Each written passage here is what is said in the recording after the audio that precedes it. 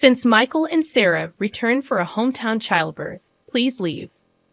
My mother-in-law stated in a chilly voice. Her eldest son and his wife are due in 3 days. Me leave? I asked, confused and stunned. Yes, we don't need another mother figure anymore. You've been redundant for a while now. Michael and his family will be living here, so make sure you're out by tomorrow, she continued.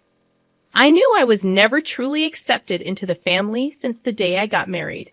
Treated as a wife, never did I imagine they would tell me to leave. You barren failure, you were allowed to experience raising a child. Be grateful. We have no obligation to support you anymore. It seems like Simon is tired of you too. What's Simon to? I gulped down my saliva. If it's not a conspiracy between my mother-in-law and Michael, then I don't need to stand in ceremony with my husband anymore. Foolish to drive me out, but it was my mother-in-law who ignited this. What happens to this house now is none of my concern. May they face the reality they have ignored squarely. Personally, I'm Anna Thompson, 45 years old, living with my husband and mother-in-law in a popular area close to the station. The access to the city center is superb. When house hunting, my picky husband, recently promoted to a managerial position, insisted on a spacious apartment. The rent was steep, but the space and rooms made it worth the stretch. My husband, Simon, 8 years my senior, a divorce I met through a friend's introduction. Comforted by the enveloping kindness unique to an older man, we decided to get married after 2 years of dating. Even when I told him about my infertility due to past illness, his affection did not waver. Likewise, my feelings remained unchanged when I learned of the circumstances he carried. My husband had a son named Michael from his previous marriage. I'm truly sorry to ask you, who have never been married, to live with my parents and son. I won't make you suffer. I'll ensure you're happy. That was the promise he made to me. To prevent me from feeling suffocated, my husband suggested moving to a spacious apartment where I could have my own room. Michael, turning 10 this year, won't need much care with my mom around. You don't have to push yourself. After his divorce, my husband got help with childcare from his parents at their home. A few years later, Simon's father passed away in an accident, and it seems his mother took over as Michael's caretaker. From the first meeting, Michael wouldn't even make eye contact with me. I thought it might be his shy nature, approaching a difficult age, so I didn't worry. As long as they accepted me as a member of the household, I was content. My mother-in-law was a quiet and refined person.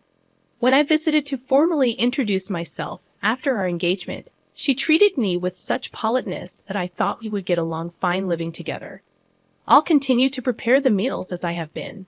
Simon comes home late, so it's okay if we eat at different times, right, Anna? I'll leave the cleaning and laundry to you. All right, let's work well together. After getting married, I switched from a full-time employee at the pharmacy to a part-timer due to the division of household chores. I started work a bit later in the morning, so I wouldn't get home until nearly 8 p.m. Dinner was always ready when I arrived, making me feel good about living together. My mother-in-law and Michael usually had dinner before I got home, so I was always eating alone. Even after getting married, I sometimes felt a sense of, is this it? But I came to accept that this was our family style. From the beginning, my mother-in-law never really liked me and didn't consider me part of the family at all. Michael, the school's activity day is before summer, right? When is it? We're all going to see you. Sometime after getting married, I tried to break the ice with Michael, who still hadn't warmed up to me. No, as Michael faltered, my mother-in-law interjected, we'll go there, just Simon and me. Anna, you don't need to worry about it. I misunderstood her words, thinking she was just being considerate. I can get the day off work. Let's all go together. You don't need that. You're Simon's wife. And mixed family has always been just Simon and me. I was quite shocked when I brought it up with my husband at night. He said, Mom's been clinging to Michael. She probably thinks you're trying to take him away. I'll talk to her eventually. I began to join as a mother at the activity day, but Michael and I rarely spent any time together outside of school events. Sometimes I could tell Michael wanted to say something, but my mother-in-law always cut in between us. I later found out that she had been bad-mouthing me to Michael.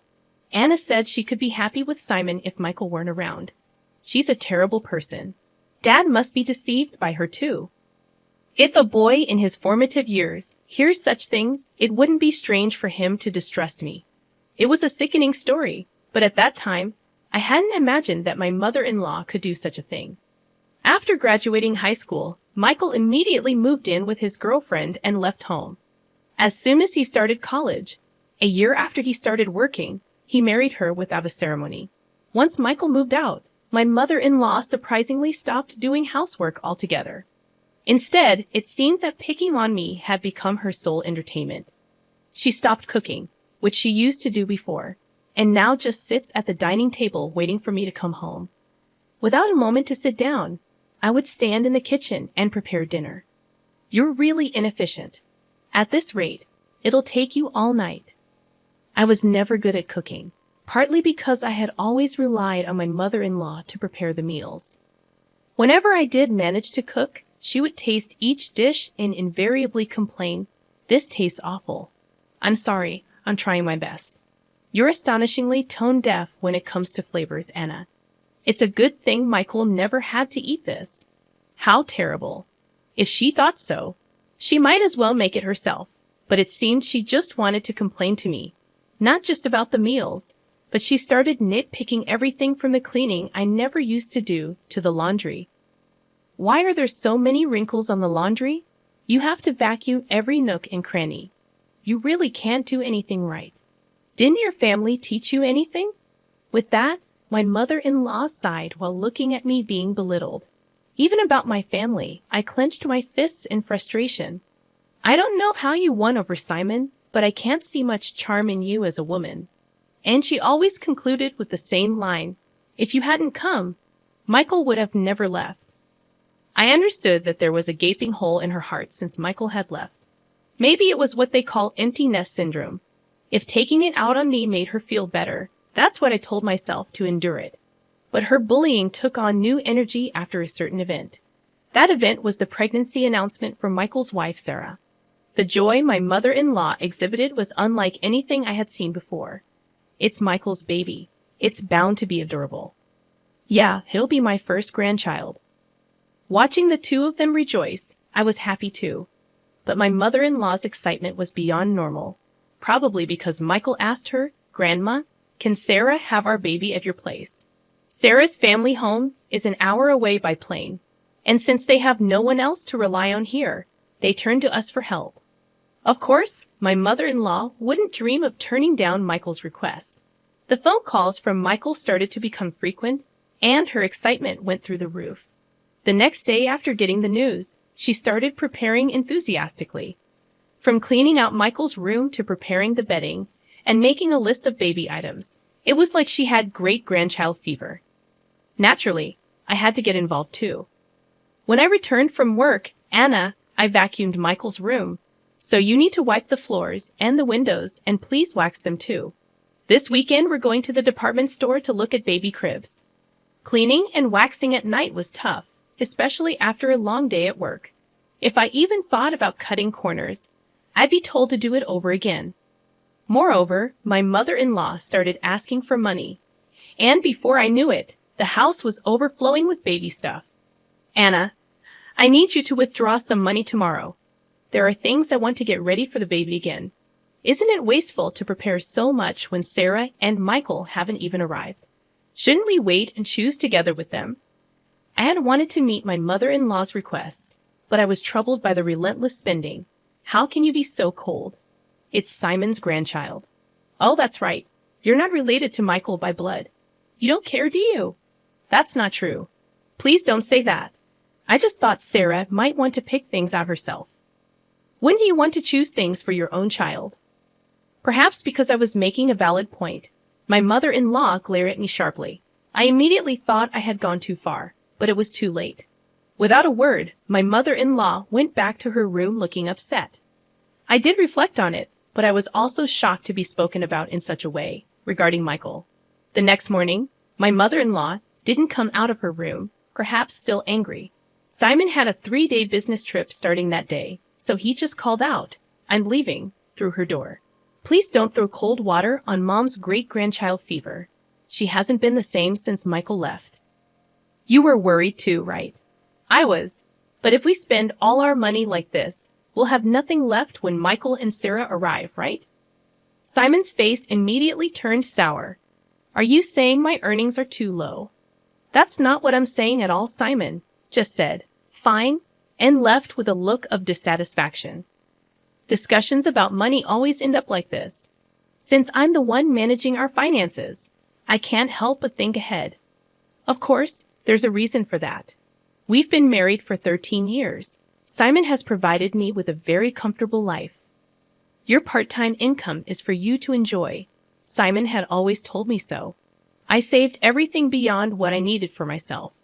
Even though it's in my name, I consider it our shared property. But then Simon's company's performance declined, and over the last 5 years, his salary has dropped to 2/3 of what it was when we first got married. While there's uncertainty whether his company will last until his retirement, he doesn't seem to consider changing jobs. For appearances in front of my mother-in-law, my husband couldn't give up his title as a department head. Now I'm the one paying the rent, and he covers the living expenses. We've kept this from my mother-in-law to save my husband's face. That day, I left work a bit early to apologize to my mother-in-law. When I got home, she was already sitting at the dining table waiting for me. I'm sorry about yesterday. I may have gone too far, I admitted, but my mother-in-law remained silent. Instead, she blindsided me with unexpected news. Michael and Sarah are returning for a hometown childbirth. Please vacate, my mother-in-law declared in a chilly tone. The eldest son and his wife were set to arrive in 3 days. Perplexed and stunned, I asked, I have to leave. She affirmed, yes, we don't need another mother figure anymore. You've been redundant for a while. Michael and his family will be living here. Make sure you're out by tomorrow. The realization hit me hard. I had never truly been accepted into the family since the day I got married. I had always been treated as an outsider. The news of Michael's return for the birth made it clear. You barren failure, my mother-in-law continued. You are allowed to experience raising a child. Be grateful. We have no obligation to support you anymore. It seems like Simon is tired of you too. Maybe he's getting along well with a new girlfriend by now.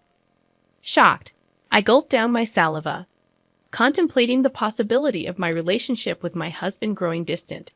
Could this be a trap I fell into? Thinking my husband would never. I remembered that, up until a year ago, he never had overnight business trips. All right, I'll eat out tonight, I said, grabbing my bag and leaving the house to walk aimlessly. I needed to calm my severely shaken heart. Worried about my husband, I tried calling his cell phone despite my mother-in-law's words. I still wanted to talk to him, but he didn't answer, no matter how many times I rang. I dialed his office, only to learn that he had taken a couple of days off. My mother-in-law's words began to ring more true. Could he really be on a trip with another woman? Dark thoughts crowded my mind, and I found myself overwhelmed with emotion, tears streaming down my face. Staggering along, I noticed the tavern behind the station, a place we used to frequent when we first moved here.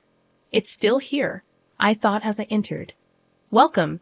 The tavern owner's expression clouded briefly upon seeing me. Then he nodded in recognition. Hey, long time no see. It's been about 8 years. I used to come here a lot with my husband, I said. Yes, it's been a while. I remember you, he replied. I couldn't help but smile, feeling a sense of relief. Can I get a beer and a mixed plate of grilled chicken, please? I asked. The owner, a man of few words as always, nodded. As I sipped the cold beer and savored the grilled chicken, I took out my cell phone, and the screensaver lit up with a photo of us when Michael turned 18. Looking sharp in the slim suit we had picked out together, I wished for us to be closer as a family. The beer washed down my throat, taking the day's fatigue with it. Could I really move out tomorrow? Contemplating the next steps, I searched for moving companies, finding one for the job the next day. I also looked up junk buyers and saved 2 companies in my favorites. Changing the screensaver on my phone seemed to clear my head completely. The beer and grilled chicken tasted exceptional. I decided to think about everything once I got home. Walking away from the tavern, I was called from behind. A young waitress from the tavern was running towards me. "Excuse me, are you Mrs. Thompson? I noticed the screensaver on your phone," she said. Confirming my identity, she dropped a bombshell. My husband was having an affair with one of their employees. We exchanged contact information, and she promised to keep me informed. My mother-in-law's words appeared to be true. Instead of sadness, a fierce anger welled up within me. It was time to confront this head-on. Booking an appointment with a moving company, I resolved to move out that day. If it wasn't a conspiracy, and my mother-in-law and Michael were truly involved, then I no longer needed to honor my husband. Returning home, I packed my belongings until midnight. Without hesitation, the moving company arrived on time, and I made it clear that I was leaving. As requested, they took everything I had bought, erasing every trace of my presence. My mother-in-law panicked, but I was resolute. "I'm taking everything I bought. You can start a completely new life tomorrow," I declared, suppressing a laugh. Ignoring her protests, I proceeded to have everything taken out. My mother-in-law complained loudly to the movers, but there was nothing she could do. The only items left in the house were piles of baby gear and her old dresser from before the marriage. "Well then, I bid you farewell. There should be no trace of me left, so enjoy your life with Simon, Michael, and his family," I declared, leaving her sitting there stunned. Placing the keys on the table, I exited the room. The movers held onto my things for a while, and I decided to stay with a single colleague for some time. Feeling a sense of completion, I slept soundly that night. A week later, I finally heard from my husband. I wondered if he was scheming with that other woman. While my husband was dragging his feet, I received a call from the young woman at the tavern. "Got a good shot, so I'll send it to you." In the photo, my husband was chatting up a not-so-young woman at the tavern. Maybe out of a sense of justice, the young woman must have followed them after they closed. There was also a photo attached of the two entering a hotel. Even in such times, the cheating continues, I thought, and any last bit of affection I had for my husband dissipated. I asked for the woman's name and had her address looked up. The next day, armed with all the evidence of the affair, my husband called. "Anna, where are you? Michael and his family are here too. Aren't you going to come home soon?" "No, I'm not coming back. Your mom told me to leave. I'm done here. Michael and his family are going to live with you now, right?" I knew it. Michael and his family were out of money and looking to crash at our place. I heard that after graduating from a vocational school, they've been hopping from job to job, and now they're working part-time. "No. I want you back, Anna. I went to the pharmacy, and they said you're off for a bit. Got a place to crash." "Yeah, I'm fine. So don't worry about me. Your mom and Michael didn't like me, right? I reckon they're happy to have the place to themselves without me around." My snide comment left my husband speechless. He knew his mother and Michael never accepted me as family, but pretended not to see it. "Well, all right. I have something to say, so I'll come back there once," my husband replied with a relieved please in his voice. Days later, I returned to the house for the first time in a long while. Some new pieces of furniture and appliances were inside. When Michael and Sarah saw me, they just nodded from their seats on the sofa without getting up. As I took a seat, my mother-in-law glared at me with a scary look on her face. The atmosphere was tense, and just as I thought to get things done and leave quickly, Michael spoke up. "What are you doing here? You took everything from the house. What kind of monster does that? Dad's been supporting you, and you've had it easy." I sighed. "I took everything because I paid for it. I wanted to remove all traces of me, just as you wanted, right? That's crazy, right? There's no way you could afford all that just working part-time at the pharmacy," my husband said. When I glanced at him, he started talking as if he'd resigned himself. "We've been getting by on what Anna and I both make for a little while now. Then the stuff you took should be both yours." Instead of my speechless husband, I decided to speak up. "Simon's company has been doing poorly, and his salary plummeted. That's why, for the past 5 years, I've been covering what's missing. But that wasn't enough. And now I'm the one paying our rent. My mother-in-law looked at my husband with surprise. I'm not just a part-timer, I'm a part-time pharmacist, and the pay is quite good. I'm making more than Simon now. At my words, my husband awkwardly looked away. My mother-in-law's eyes were frantically shifting between my husband and me. From now on, Michael, you'll be paying the rent. You're going to live here, right? After all the help your grandma's given, it's time for you to take care of her. Michael looked at me with a shocked expression. When I dropped the news suddenly, rent? How much is it? He asked. It's $5,600. Good luck, since it seems my role as a mother is over. I don't have an obligation to take care of you anymore. Pull yourself together. You're going to be a father soon. Michael murmured with a shake of his head, That's impossible. It was Sarah who raised her voice upon hearing this. Wait, $5,600? Weren't we supposed to live here for free, covering rent and living expenses? I almost burst out laughing. Don't worry, Sarah. You can move to a cheaper place. Simon still makes a decent salary. Hearing this, Sarah's face relaxed a bit. Oh, since I'll be leaving you, Simon, life might still get tough with your mistress, huh? At that, Sarah finally broke down in tears. It was my husband who panicked. What? What are you talking about? Sarah replied, Oh, your mother told me about the new woman. I guess it's time to end my role as a wife, too. My husband must think there's no evidence. Indeed, it hasn't even been 10 days since I left the house. Wouldn't that hurt Mary if she heard you? Well, I'll get in touch about that later. At the mention of Mary's name, my husband jolted, realizing that I knew everything. He held his head inside. This is not the atmosphere to write a divorce paper. Well then, I'll be going now. Please talk to me further through a lawyer. Neither my husband Simon nor Michael said anything more, staying silent as I grabbed my bag and stood up. My mother-in-law stood up simultaneously, slamming her hands on the table. She yelled with a voice too strong for an elderly woman. What the hell? It's all your fault our home is in shambles.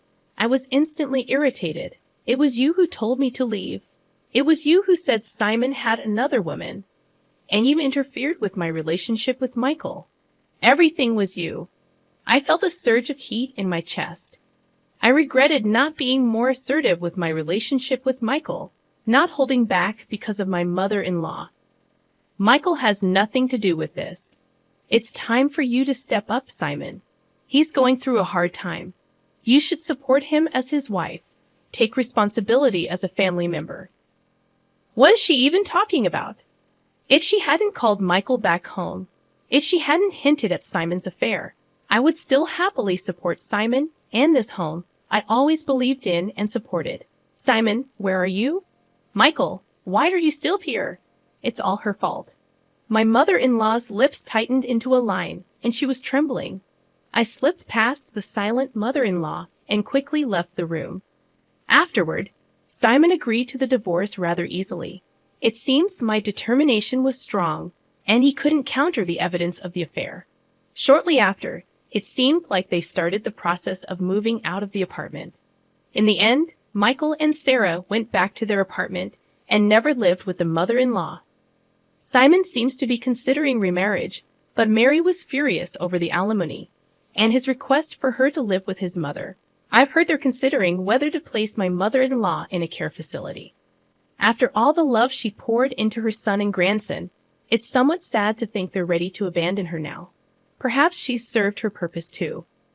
If my mother-in-law had said nothing back then, and it had just been a simple trip home for childbirth, maybe we would still be living together.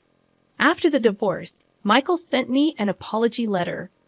He wrote about how, as a child, he really wanted to be more spoiled, how he couldn't talk to me because his grandma disliked it, and how happy he was when I attended school events. Maybe I should have reached out more. Perhaps then, we could have built a different relationship.